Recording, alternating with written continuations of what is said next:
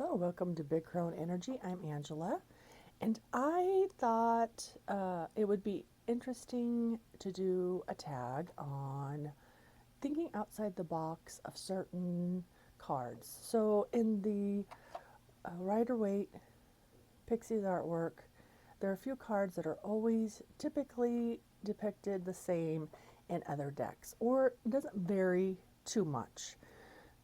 And the most iconic one to me is the Three of Swords. And this is my least favorite card in the typical deck, or any deck really, because of how it's represented. This card to me holds so much potential. To me personally, it's more than just heartbreak. It's more than just, getting over something that really hurts you emotionally. Not even emotionally, because it's of the thoughts, a broken mind and whatnot.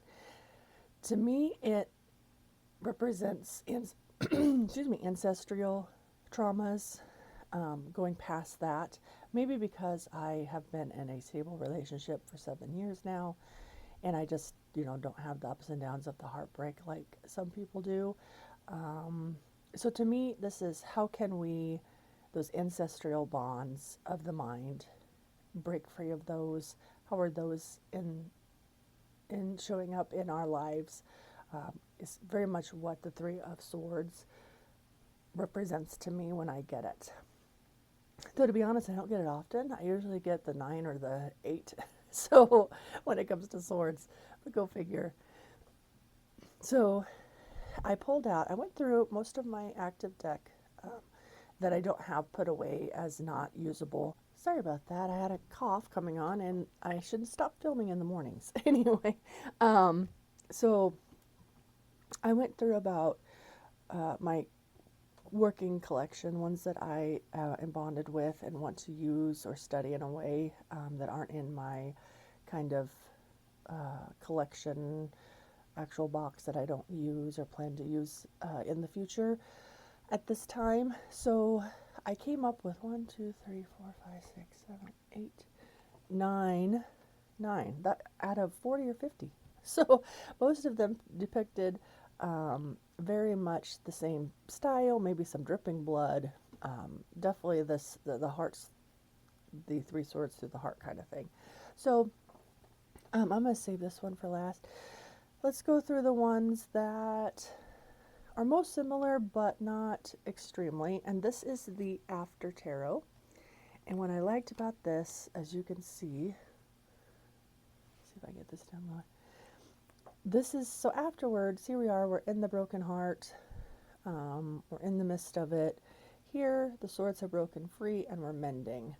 So this one I mentioned, and I'll link that in my haul video recently, kind of like the idea is what happens after the Three of Swords moment, what does it look like? And this is a good illustration of how that deck works. So similar, but different. So it was different enough. And then here we have the Unveiled Tarot. Oh, I bet I put it at the bottom. I tried to make this, yeah. So here, the Unveiled Tarot has a scene within a scene. It's very fascinating. Definitely going to, I plan on indulging in more of a study of this, of how the layers work together and what they may mean. But here we have a person who is passed out from a drink in sorrow, and the traditional. So, but it's the second layer that's very fascinating, and I think a very different take on the whole Three of Swords. So I do like that one.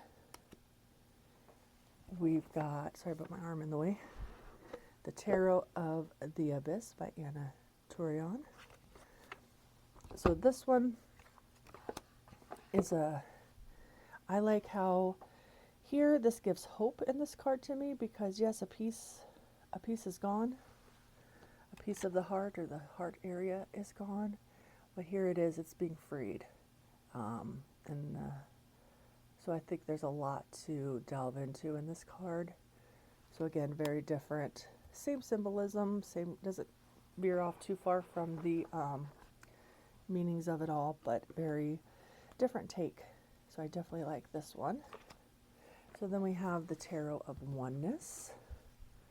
And this one is, again, it has that heart space and the fracture, but this is more of a fracture. I feel like more of a long-term thing, which attests to me more of that ancestral trauma that I feel like this card brings when I'm reading the cards. And again, tarot is very much an interpretation of how you see it.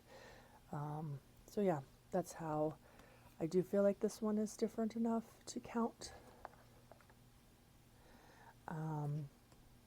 A very unique one is Dark Days.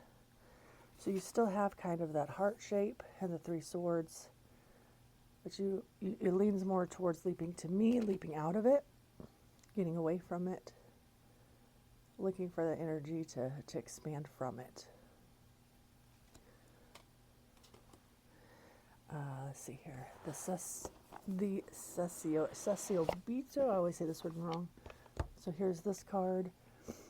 Again, not a hugely different to me from it, but it personalizes it, and I like that.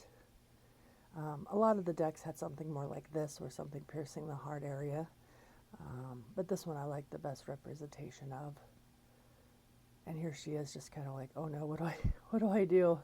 I've been stabbed in this space, and it is very sorrowful, you know, to be stabbed and hurt. It's hard to get over those moments.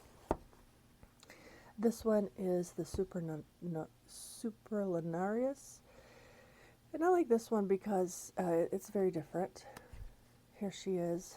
I mean, she's blindfolded in this, so she's definitely going through. The look on her face is, you could tell she's been crying under that mask. She's all curled up as best she can be, and she's just in the midst of it, very much in the moment of that sorrow, almost pity party kind of look to it. I can relate to that. So there's that one. One of the most unique ones, actually we'll get to the last two are the most taken total liberties from it. This is J. Neil Edwards. Which one is this one? Does it say? I can't, I think this is the Shadow Journey one. Oh, I'm not sure, but you'll find it on his Etsy shop. This is the one that doesn't have the different names. So here's just a little different take. More of a fairy realm kind of thing, Three of Swords. I just wanted to bring that one in to show that you could do something different. It's similar because it's in the heart space, Three Swords, but it's still very different. Now the two that go the furthest outside the box is the Pensive Path Tarot. So here you have what looks like a toddler strangling. I can't tell exactly if there's needles. I think that's the leg. But anyway, just being total brutal to the birdie in his or her hand, and that feeling of just, you know, your soul or your heart being strangled, your life force being taken away from you, that kind of pain that the Three of Swords can often mean or feel like in the moment that you pull that card or are living that experience. So I just find that fascinating. So this is, like I said, one of the most unique ways, completely off the side of the grid or outside the box. And of course, no big surprise if you have this, the nameless one. So this, of course, is sigil based. It's huge, the nameless one. Tarot and Oracle by Zia Hunt. And I think the sentiment is there, and they're huge cards. Look at that. But yeah, I mean, this is very unique take. It's still got the Three Swords, sort of framed like a heart area, but the snake is being essentially entrapped by the Three Swords through its body. And of course you have the sigil in the middle. So yeah, so that's kind of like, I mean, it was difficult going through what I have in my arsenal, and finding ones that I felt were worthy of this tag, because I'm hoping it'll become a tag. So if you want to do this tag, do hashtag outside the Three of Swords box.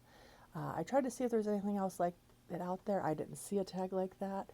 And because I'm interested to see if you guys have different takes on the Three of Swords. One that is a very iconic card, but typically always portrayed very similar, very close. So anyway, catch you in the next one. Please like, subscribe, and comment. If you don't have one, you know, you can comment which one of these did you think really represents it well and going outside the box. One that you think is totally so outside the box it doesn't really fit the meaning to you. Just anything you'd like to share, I would love to hear it. So thank you for coming and seeing. Take care. Bye.